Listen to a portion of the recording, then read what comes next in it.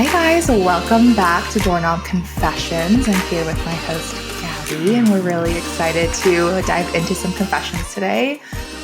Say hi, Gabby. I'm here. I'm not hiding. Hi. Clearly, I am not usually the one who does these intros. But I am very hyped for talking about this movie that I have been begging Gabby to watch so we can actually talk about it on the podcast. Yes. And it is Babygirl. Oh my gosh, Gabby, I want to hear all of your thoughts. Oh my God. Okay. Well, first of all, my first thought when I asked you when you saw this, you were like, I saw this in a movie theater. And my first thought was like, I'm too embarrassed to do that. So kudos to you. Although I think you said it was kind of like one of those movie theaters where you have like a private little like two-for seat area. So it kind of feels like less. Yeah, it was. Yeah. I don't know if iPick is like a nationwide thing, but maybe it's just like a California thing. But it's iPick, so you sit in these little pods. So you have kind of like walls that kind of block you off from everybody else. I mean, you still see people, but you're a little bit more isolated. Yeah, no, because I mean, if you guys have not seen it, it is a very intense sexual movie. I'm like the kind of person that gets like so shy, like I will wait for it to come out or I will illegally download it. If you're the FBI, I don't. This is just for jokes. But because like I'm going to see this in my house. But I have mixed feelings. I thought I was going to really like love it because it kind of, A24, the production company, they usually do a really good job. Like they push the boundaries, they do edgy shit. I love that because and they also do like original stories, which I think we're really lacking in the movie space. It's just a lot of franchises and, very like watered down, scripts. There's no like really, it doesn't feel like it's like there's interesting stories like the way that they were maybe like 20 years ago. Although, I mean, there was problematic things with that too. But I was really excited and looking forward to it also because it's, about like power dynamics and not necessarily BDSM, but like, like the power dynamics of like Dom sub dynamics. And that's something that I've definitely been interested in psychologically. And, just like, I find it so fascinating. And I love Nicole Kidman. So I was like, let's do it. But yeah, mixed feelings. I don't know. Where do we start? Honestly, let's start with the milk.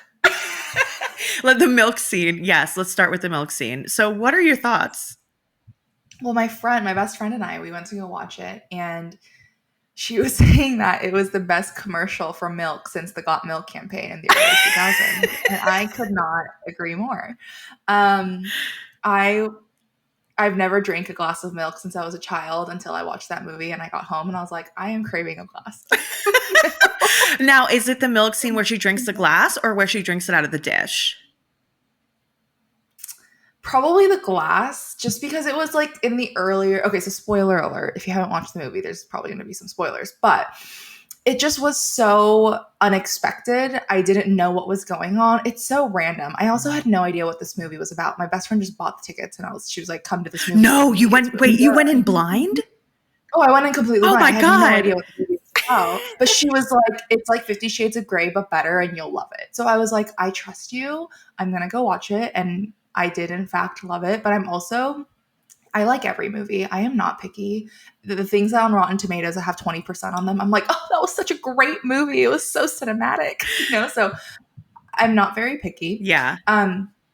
But that scene, it was like the milk drinking. First of all, kudos to her, because I don't know if I could chug that big of a glass. No, we were just talking about this. Like, I have a massive lactose intolerance now. Like, I got a stomach ache just watching that.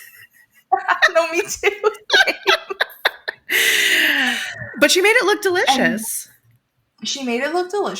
I also saw that she filmed that scene like 4 times, and she was like, I was damn near like gonna throw up because I just had to chug so much milk. Oh my God. So kudos to Nicole Kidman. But afterwards, when he passed by and said, good girl, I like just everything shut down in my body and I melted. No, that was such a moment. I would say that's one of like the better moments for me of the film too. I felt like that captured like that kind of power play in a really sexy, unexpected way. Like I really appreciated that. And I definitely was like, that makes milk look good. Like, but I can't have it. So unfortunately, I was like tortured. Well, Well, it was cool because it was so harmless, right? Yeah. Like, I think a lot of and like you said too, like, psychologically, I'm fascinated. I've read so many books on why BDSM, kink, the dom sub kind of dynamics are attractive to people. And it's something that it just makes so much sense to me from like a Jungian perspective, right? But the situation that it kind of portrayed was so harmless. It was just so innocent of like, here's a glass of milk, drink it, right? And it's just like so like innocent in a way, but it caused my ovaries to explode. It was just wonderful. It was a wonderful experience for me personally. No, I'm with you. And it was so funny because like we're watching this movie. I was watching it with my husband and we had to download it so it had French subtitles and stuff. And like the moment happened and I like squealed. I squealed. I was like, oh my God, this is like, ah. And he kind of like, he turned to me and he looked at me and he was like, okay. He's like, I don't get it. I'm like, don't worry about it. Don't worry about it. But no, I thought that was like such an awesome moment. And I really loved the rawness and the realness of exploring like feminine sexuality, because I think rather Yeah. than painting it as like a black and white thing or something that, is in the male gaze, right? Like I felt like it was 100% female gaze. Like this was about the female gaze. This was about the female sexual experience, and also how confusing it can be when you're into something that may be different and you don't really understand why. And maybe there's feelings of shame or guilt or embarrassment. Nicole Kidman is like this high powered CEO for like basically the equivalent of Amazon.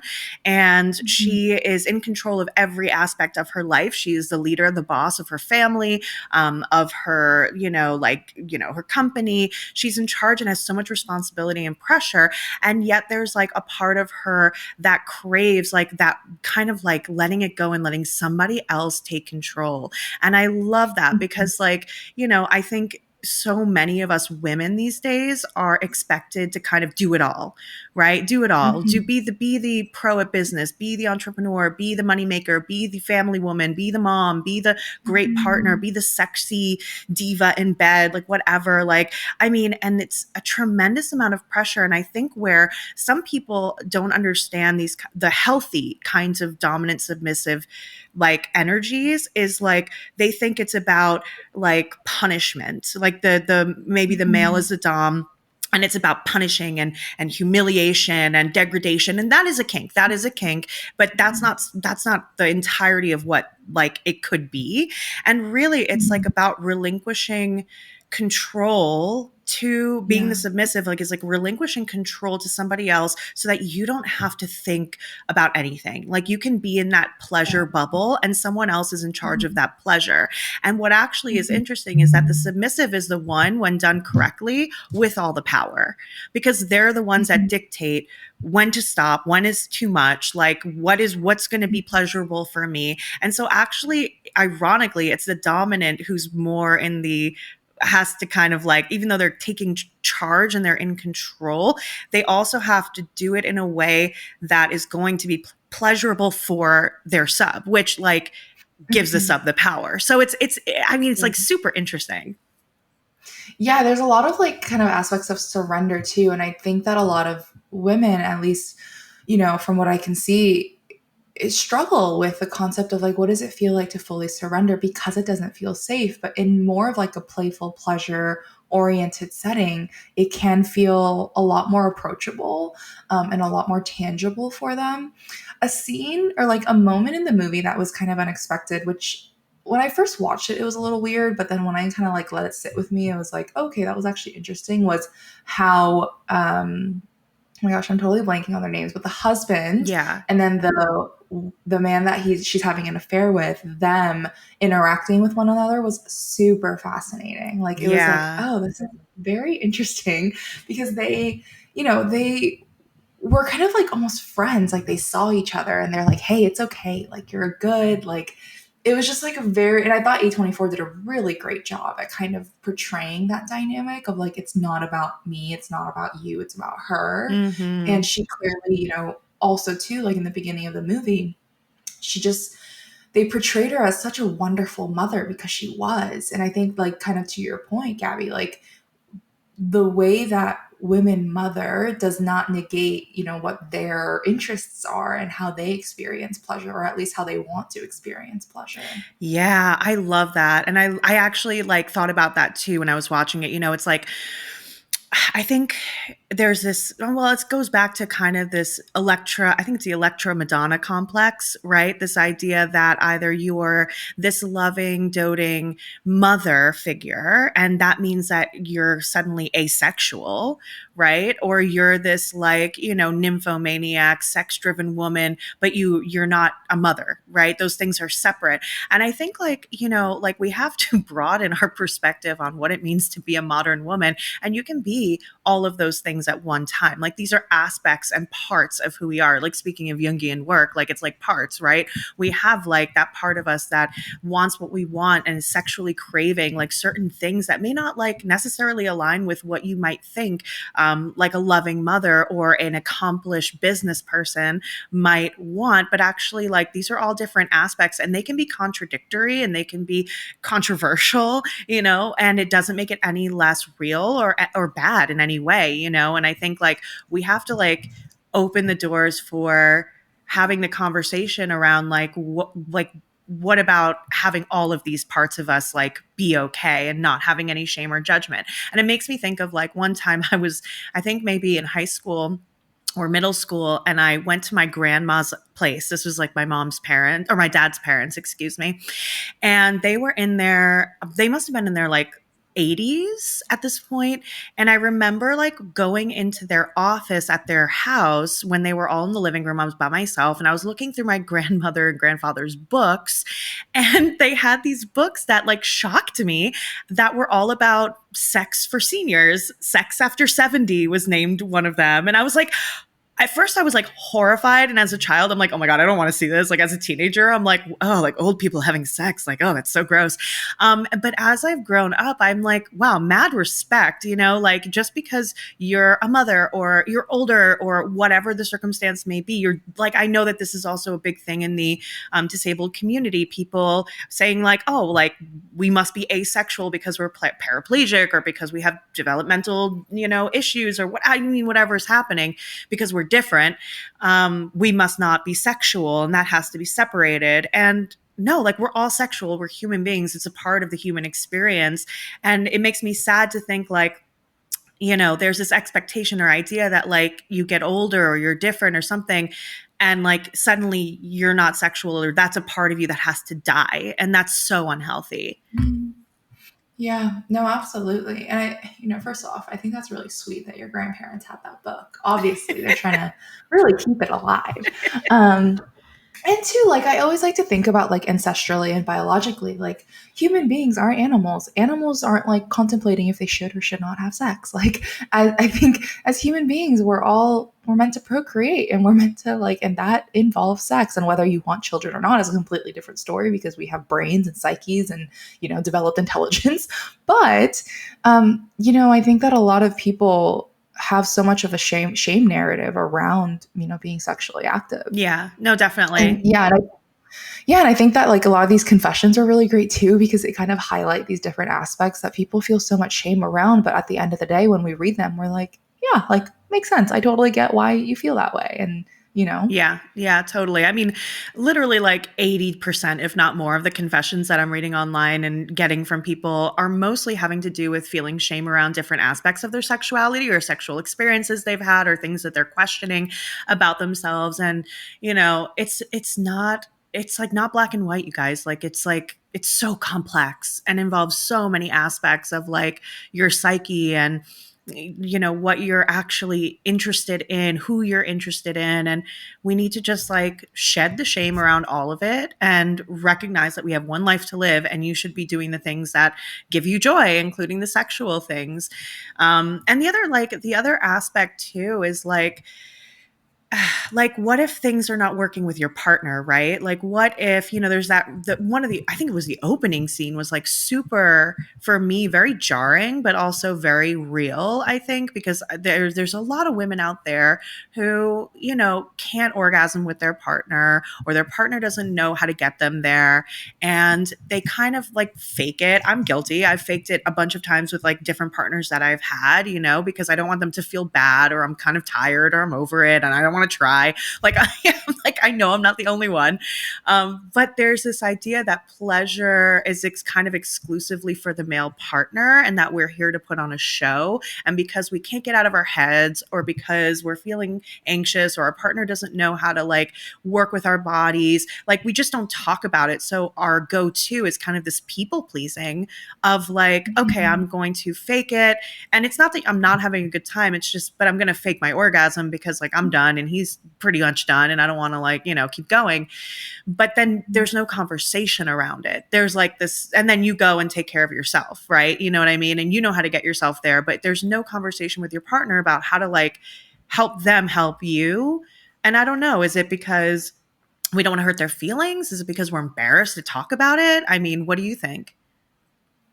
I think that I think ultimately it dwindles down to people pleasing behavior, and how so many women are raised with kind of having to people please, and that very much reflects in the bedroom. And I think that too, it's almost like this comfort of advocating for yourself, and ultimately like it is our responsibility, despite the conditioning that we've received, to express like what our needs are. But that feels so viscerally uncomfortable for people, or shameful, and it almost feels like it's their fault, or they're going to hurt somebody. And like you said, right, and I've definitely been there, and I do think that at the end of the day it dwindles down to a lot of women, I think the majority of women, have some aspect of people pleasing, because societally we live in very much a man's world that was created for a man. And that's something that I'm exploring in my own life, is like, how can I bring more femininity and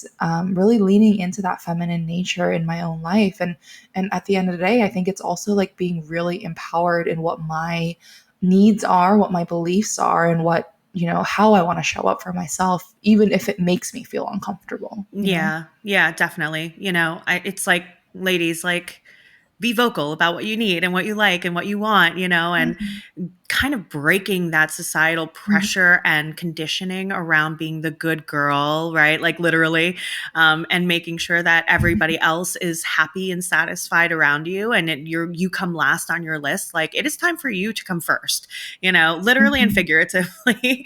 And I almost think that like the dom sub dynamics, even in this movie, especially in this movie, kind of reflect that, right? Like if you have a good, healthy, dominant partner and you're the submissive, their job is to give you pleasure.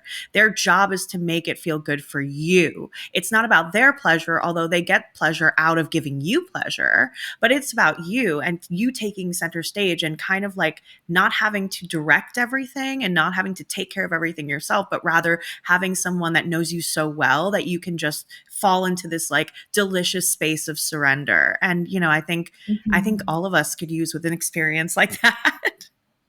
Oh, absolutely. Absolutely. And they do say Kim Inami or Imanami. I don't know if I'm butchering her name. I'm sorry if I am, but she has like a whole online course about like women needing to orgasm. And I think that's so cool, because I think, relationships are built upon, pleasure and communication. And also she talks a lot about how it's like one of the most regulating things for the nervous system for a woman, because she's not used to being surrendered and in pleasure. Yeah, no, 100%. I totally agree with that. And I can see that. I want to take that course. Send me the link. I'll send it to you. I'll send it to you. Her Instagram is so fun. She like posts memes about how like you don't need to regulate your nervous system. You just need to have a big O. And like it's like really cute. I am all for this. O for the masses, like O's for the O for the masses, O's for masses. everyone. You get an O, you get an O, you get an O. We all Yeah, get O's. Let's Oprah it up. I love that. Amazing. Yeah. So, I mean, I recommend this movie. I think there was like some areas where I was like, like, I don't know. It's not getting there. It felt like it was like Yeah. the whole movie felt like we were getting to a place where they could get into a really good, like, I wanted to see like a really good flow of like the sexual power play stuff, but it felt, and maybe this was on purpose, but it felt always clumsy. Like there were some moments where it felt like, okay, he's got it, like he's getting it, but I think like the motel scene, like I heard they shot that in one take and then they just let the camera roll, and it was like cringy for both of them because they didn't know what to do and it was awkward. But I think also that was a beautiful moment of capturing those first moments of trying to negotiate what is it that we're doing here and what are the rules and boundaries look like and how does this dynamic work for us. But I really wanted to see the payoff and I don't feel like I got that of like the final, end stage of figuring that out where they're really in a flow, you know what I mean? And that would have been fun. Yeah, I totally agree. It was kind of like they left me wanting a lot more. Like when the movie ended, I was like, oh, that's it. Like that's all they're giving us. I know. It's like we just got started. Yeah, no, absolutely. But overall, I enjoyed the movie for sure. And I think for me personally, what I loved about it is that it was in the female gaze and it was just wonderful. And Harris Dickinson, I think, did a really great job at portraying that.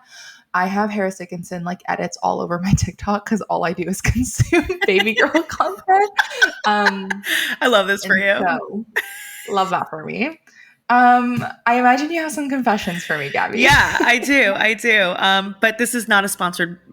Just to say, not a sponsored podcast. We just like the movie and recommend it. I mean, I recommend it. I wish though. I wish though. I wish. Like call us A24. We'll do all of your movies. We love them.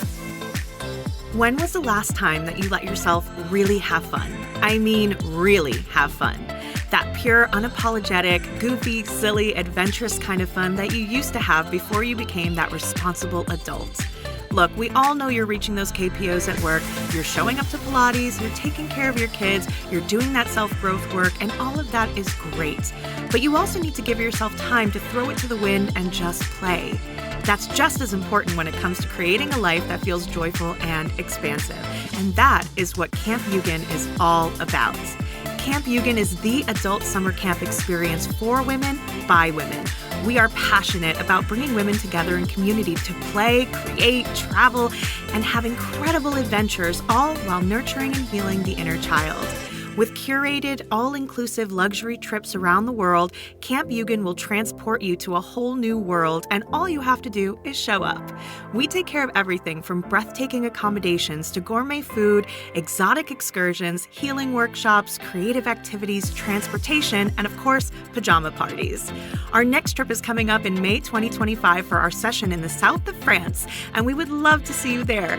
You'll be staying at a gorgeous 18th century chateau where you can live out your princess dreams and enjoying activities like daily yoga, breathwork, hiking, horseback riding, crafting, visiting local castles, eating chef-prepared meals, enjoying the pool in the sunshine with your new group of besties, and so much more.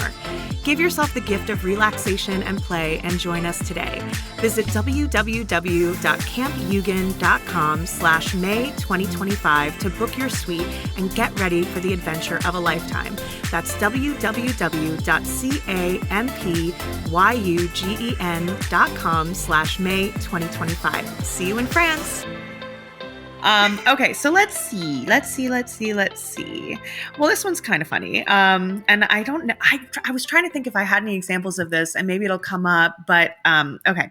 So this confession is my optician is really, really hot. So I got very excited when he asked if I was doing anything this weekend, and I replied with nothing I can't cancel with a cheeky wink.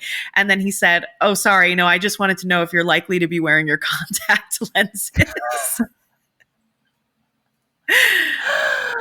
Well, to be fair, that does sound very presumptuous. I mean, it does. Like, oh, what are you doing? What are you doing? Like, that could have been framed any other way. Mm-hmm.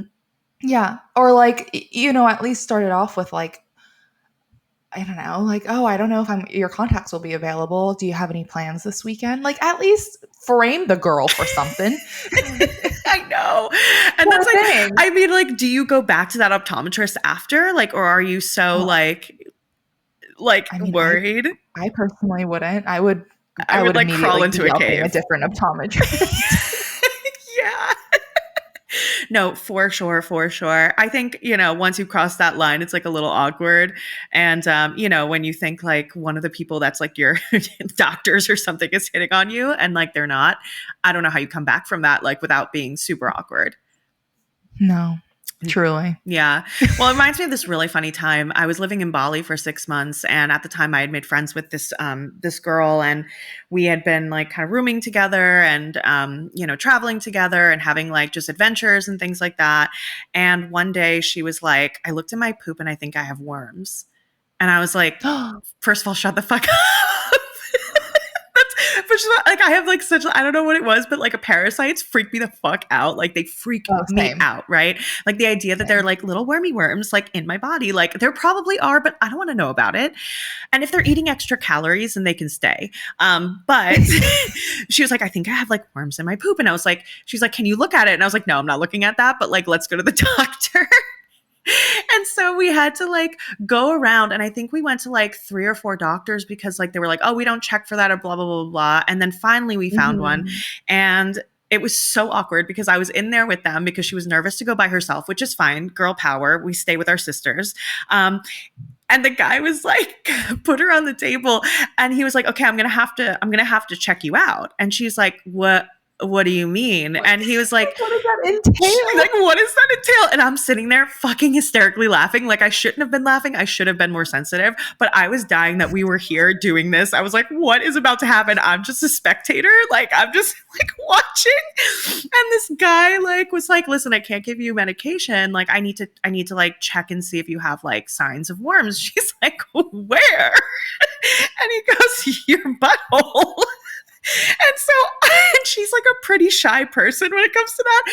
So she looks at me. I look at her. I burst out laughing. The doctor is like this, like, I don't know, middle-aged dude. He's trying to be professional. He's trying not to laugh, but he's also like kind of finds it funny. And he's like, okay, like, let's like do it. And she's like, well, like, she gets on the table and she's like, well, like, what position? Am I supposed to be in? And I'm sitting in the corner peeing my pants. I'm like, I can't believe this is actually happening right now. So he's like, oh, like he's like, why don't you just like go on your stomach and then like, we'll check it out. So she actually ended up having to be on all fours and like fully exposed. And this guy was like roaming around her butthole, and I'm laughing. She's horrified. Like, she's so horrified that this is happening. And then he turns to me and he goes, oh, do you want to see? And I'm like, what? And she goes, what do you mean does she want to see? And he's like, I don't know, like if she's curious. And she's sitting there with her shirt on, her pants off, all fours, her butt cheeks spread. And I'm like, okay. So he's like, see, he's like, you can see here, like there's nothing there. And like her butthole looks pretty healthy. And my friend is like, I hate you so much. And she's laughing and I'm laughing. I'm like, well, I feel like I've seen all of you at this point, so we have to be best friends. But that was a very interesting, we never went back to that doctor. After all that, she couldn't do it. Even when she was sick with something else, we literally drove like probably 20 minutes further just to like get a different doctor. But I can understand that. I don't know why he asked me if I wanted to look, but to this day, I still wonder. Mortified. I would be mortified to have to get on all. First of all, I don't think I could ever get back into that position without thinking about that moment. No, but how embarrassing that she actually didn't have worms. Yeah, I know. So now I'm like, what the hell did she see in her poop? I have no idea, but I think she was a little hypochondriac, and like I think she kind of thought maybe there was something there that wasn't, like, because she said they were like little white specks. It wasn't like full on like big worms. Well, so there was a time where I was doing coffee enemas quite often because I had an autoimmune thing, and I love coffee enemas. This is not medical advice, but anyways, I was doing coffee enemas. Don't sue us. This is not medical advice. Yeah, this is not medical advice. Don't be doing coffee enemas and then be coming after me. But highly recommend doing your own research. Feels amazing. Anyways, I did one, and then you like release all the liquid in the toilet, and I swear to God, I think I saw a worm, but it's very normal to see them, like, because everybody has them. I know you said you Wait, don't shut want to up, know, shut but up, I'm shut up, shut up, sorry. shut up, shut up, shut up, shut up, shut up. Wait. What do Everybody you mean has them. everybody It's has them? normal. It's What? normal, but it's just, it depends on the kind. But everybody has like some degree because it's like we eat food, but our body's able to like Nick, digest it and Nick, I expel it. need you right now. I need you to research that. Just confirm this for me, please. Can you please confirm this? Is it true? Okay.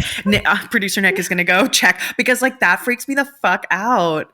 No, but there's different, it's like different levels, right? Like it's like there is like the harmless kind, and then there are the kinds that like will eat all your calories and then you need to go to the hospital.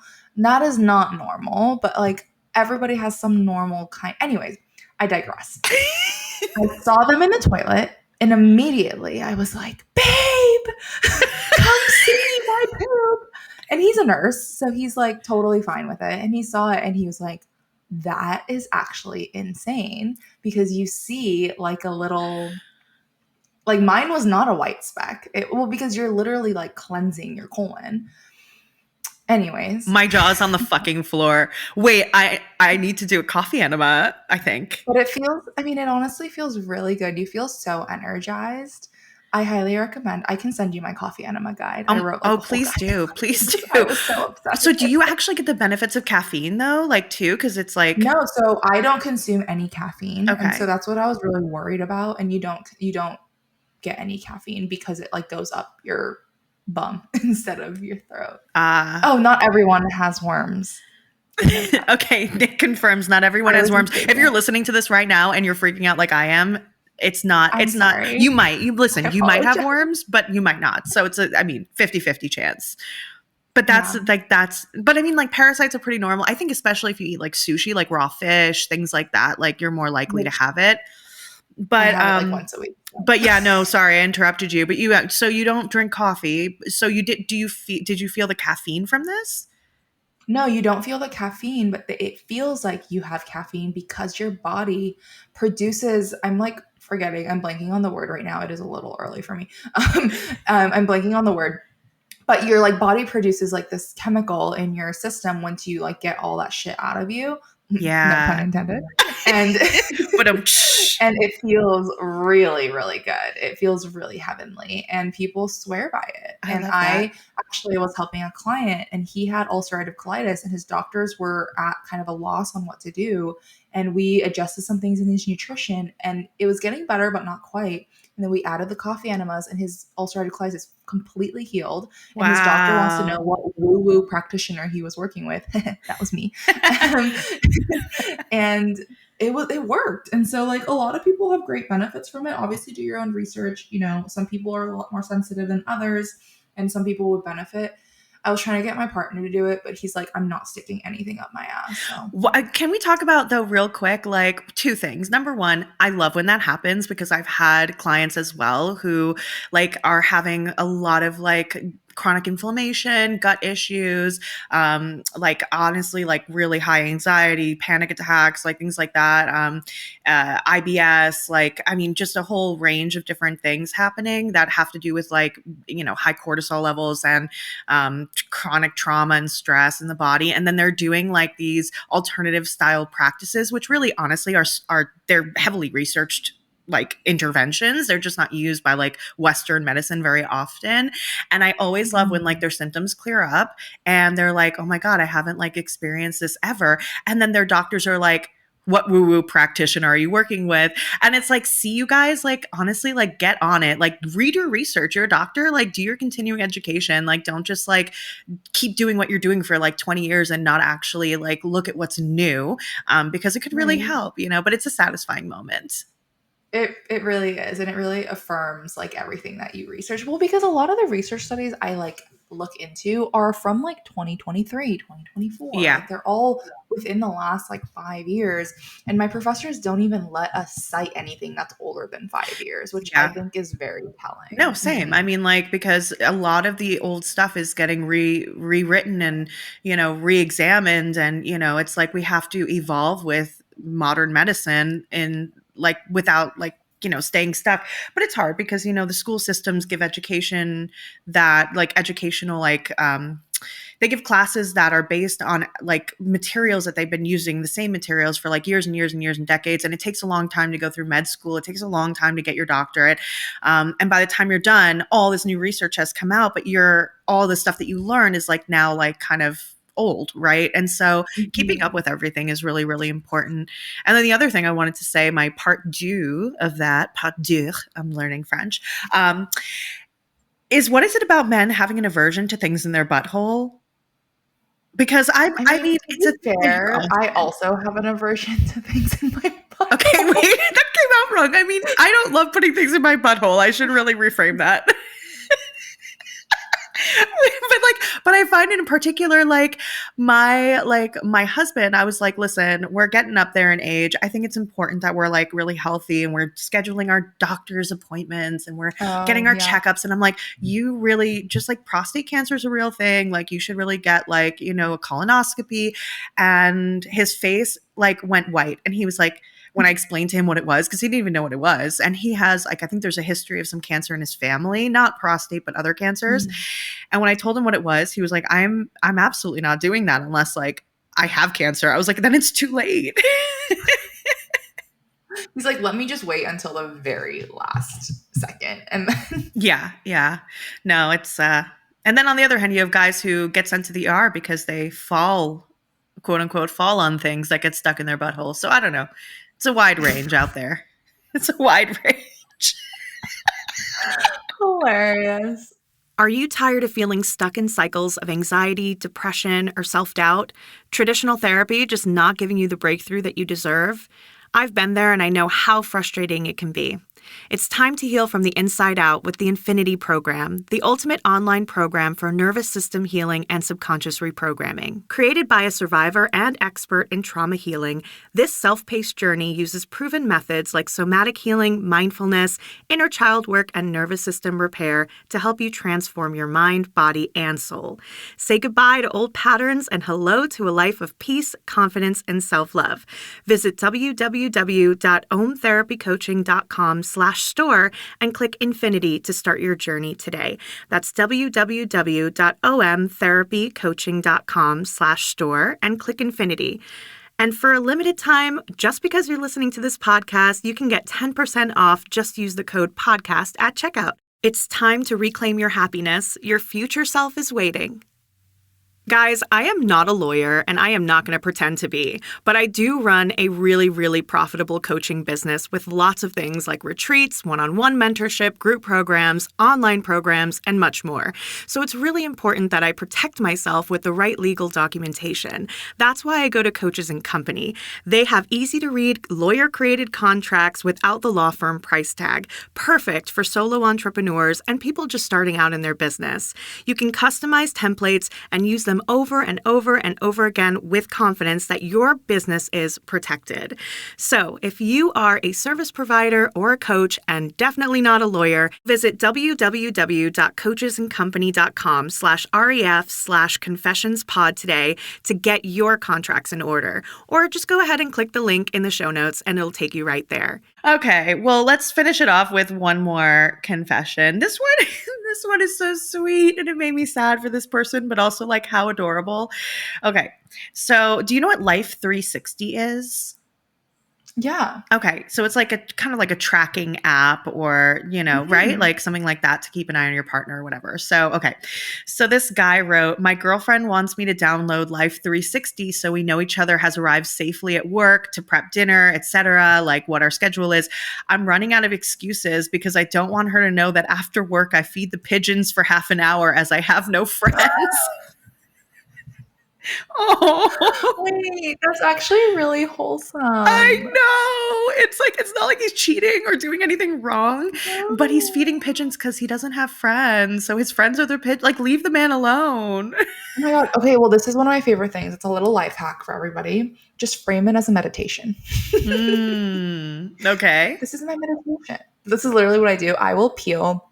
There's this Korean dish that I make, and it's basically soy braised quail eggs. And quail eggs are supposed to be like the king's food. It's like nutrient dense, whatever, yada, yada. Anyways, I will peel like 30 to 40 quail eggs, like while I watch Love is Blind, even though I consider it my meditation.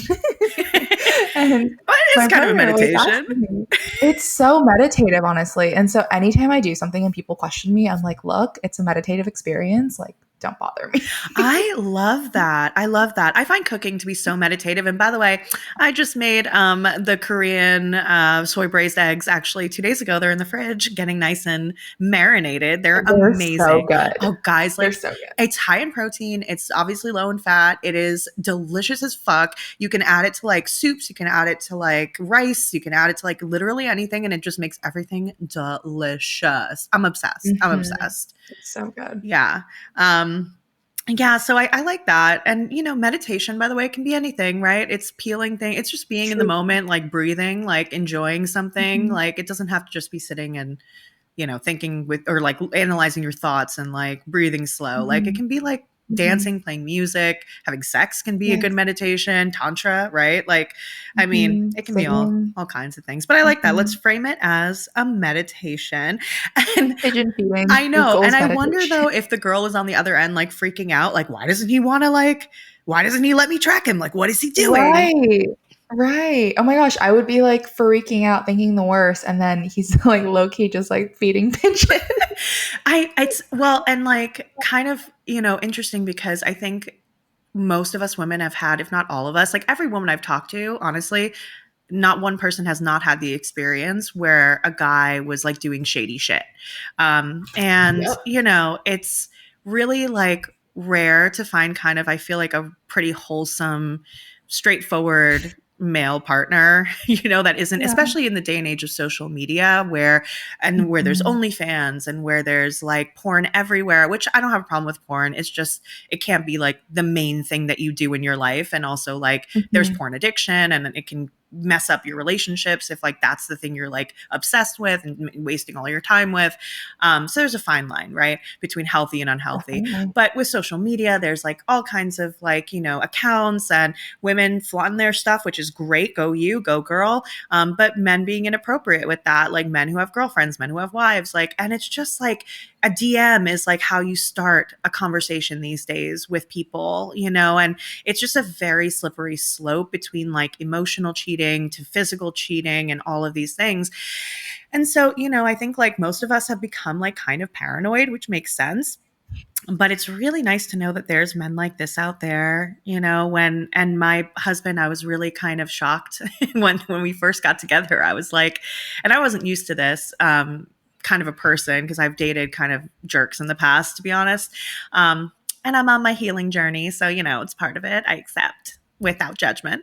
Um, but I had guys who like would be like connected with like friends, quote unquote, not real friends, but following, I should say, I guess, following people on Mhm. social media, like bikini models and like whatever, twerking girls, like yada, yada. And they're actually following Mhm. them. They know their names. They know like their business, like they comment, they like DM. It was like really weird and very uncomfortable. And it was a boundary that I tried to put up, but like unsuccessfully. And so when my husband and I first started dating, I was like, can I see who you follow on Instagram? Is that okay with you? And he was like, yeah. And literally it's like all of these strange fact fiction pages about like aliens and like ancient like Mesopotamia, and like he's very into like spiritual like stuff. So it's like spiritual people. He follows zero fitness bikini models, zero like any of the girls. Like there was only a few girls, and he only follows like 100 people. The few girls that I like pointed out, he's like, oh yeah, that's my cousin. He's like, oh yeah, that, and I now know them. So like now I know who they are in person. But literally he follows, like he doesn't do anything sketchy. And when he's like off on his own doing something, he's like listening to a podcast again about like ancient aliens, like for hours. Or he watches Twitch, like, and it's not the Twitch like sexy streamers. It's just like dudes playing video games. And he's like, oh yeah, this is like my reality TV. Like there's hope. Like I love this. The men who feed pigeons, the men who watch video games being played like innocently, like I love that for there's you hope. and Like for him. me too. I love it so much. I feel so safe. Yeah. Oh, that's so funny. Well, I don't know. Anyway, and your guy is he's very with it and very safe, Oh yeah, safe space. he doesn't. not really a social media guy. He doesn't. I think the last time he Yeah. posted was like 5 years ago. Yeah, I know. He's like not active on social at all. And he also like No, really, he's really likes his privacy. Same with my husband. Like yeah. they don't want their shit blasted all over social media. They don't want to have a presence. Like Mhm. it's like, that's great. I like No, that. Living in the real world. yeah. No, everyone, whenever I post anything about us, I always cover his face. People are like, you should tag him or you should like show us his face. I was like, no, absolutely not. Even me posting these photos is like pushing the limit. It's, let's keep it private. Yeah, But yeah, definitely. no, he doesn't. Well, he was in the military, and so a lot of his buddies are the same way too. Like they follow a lot of these like fitness girls, and he's like, I don't want to see that shit on my feed. He's like, I want to see golf videos, and I'm like, okay, I love for you. that for him. And I love that you golf. It's a passion you guys can share. It's really cute. Yeah, we go on our little golf dates, and he's already talking about how he's going to set up the golf cart for me when I'm like with child, and how I can just sit in like a shaded golf cart. He like bought all these accessories. It's really sweet. Oh my God, that's so sweet. I love that. He better have a snack station because that's. Oh, he already has one for me now, and I'm not even pregnant. I need my snacks. This is healthy love. This is healthy love right here, you guys. Like, take it in. Take it in. It exists. Truly. Amazing. Well, it's been fun. I hope you guys enjoyed this little chit chat, and we'd love to hear what your thoughts are. So feel free to leave a comment, DM us, say hi. Don't forget, we do have our submissions open. We'll drop the link in the show notes so you can send us your confessions if you want us to read them. And we still have spots open for our retreat coming up in May. We would love to see you there. But yeah, until next time, have a good day. Live your life. Find that healthy love and go see Babygirl because I think you'll like it. Please do. All right, guys. See ya. Bye.